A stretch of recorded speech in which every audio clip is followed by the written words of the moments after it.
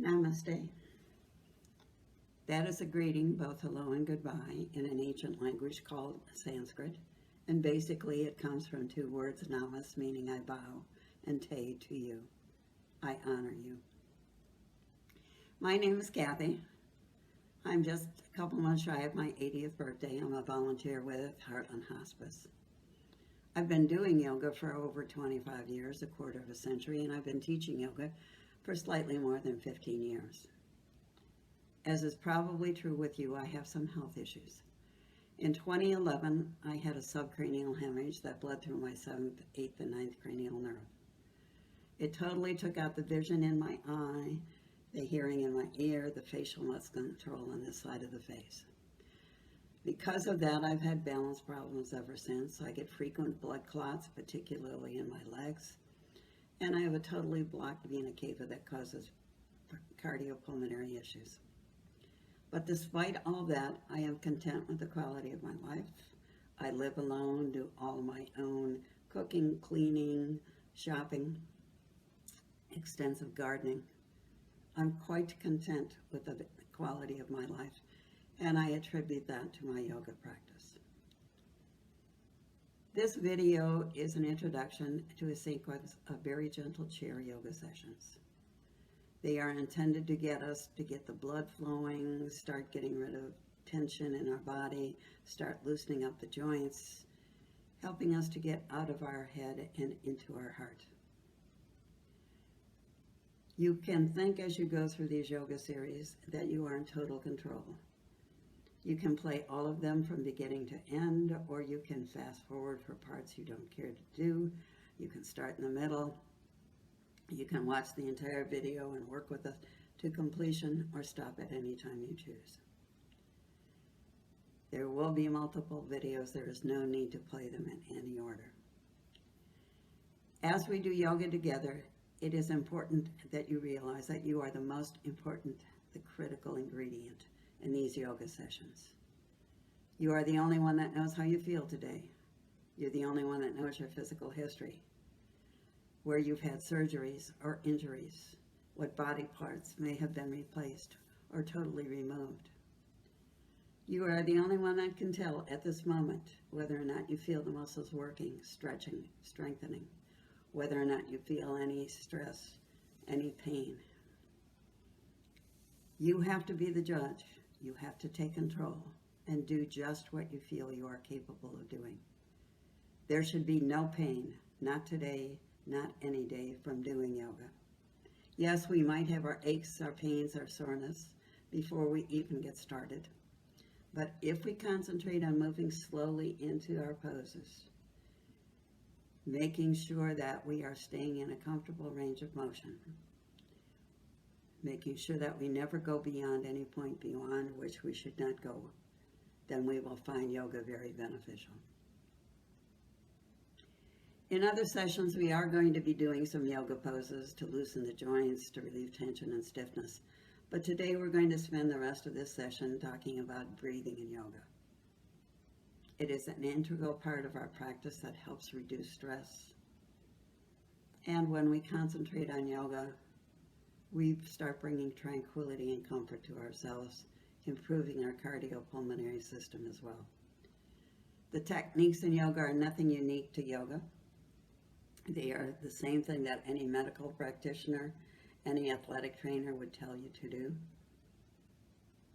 But it is something that we want to be very well aware of. So we will focus on that today before we move on to poses in other sessions. So let's sit nice and tall, hands resting comfortably on our laps, spine as straight as we can get it, chin parallel to the floor, possibly closing our eyes or watching the pictures as they come across the screen, and just tuning into our breath. Breathing in through our nose and out through our nose. Let us concentrate on the sensations of our body breathing. We pay attention to each breath, but make no attempt to control it, mindful of the length and depth of each, not forcing in any way. We notice that some breaths are shorter, some breaths are deeper, And we may notice that our inhales become longer, our exhales more gentle over time. We pay attention to the breath, but we do not command it. Let's put our hands over our ears and concentrate on the sound of our breath, moving in and out.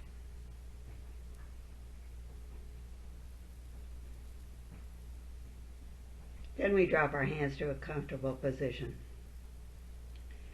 and turn our mind to the action of our diaphragm, the major muscle of breathing, that thin dome-like structure that separates the upper torso from the lower torso. Imagine it as a piston driving the movement of breath throughout our body. As we inhale, that piston pushes down to enable the lungs to inflate with a fresh supply of oxygen. When it does so, there is less room for the internal organs. So the belly, and to a lesser extent the ribs, move outward. As we exhale, that piston pushes up. Thus, the new supply of oxygen is driven through our cardiopulmonary system, providing that essential ingredient for functions within the body. When the diaphragm moves up, there is more room for the internal organs in the lower torso, so the belly moves back toward the spine. Let's move our hands to our ribs and place them so our fingers hug them and the thumb is toward the back. We notice the movement of the ribs, the contraction and relaxation of the intercostal muscles, opening the ribs out and up as we inhale, and then moving back to their original position as we exhale. The intercostal muscles are the secondary muscles of breathing that connect one rib to the next.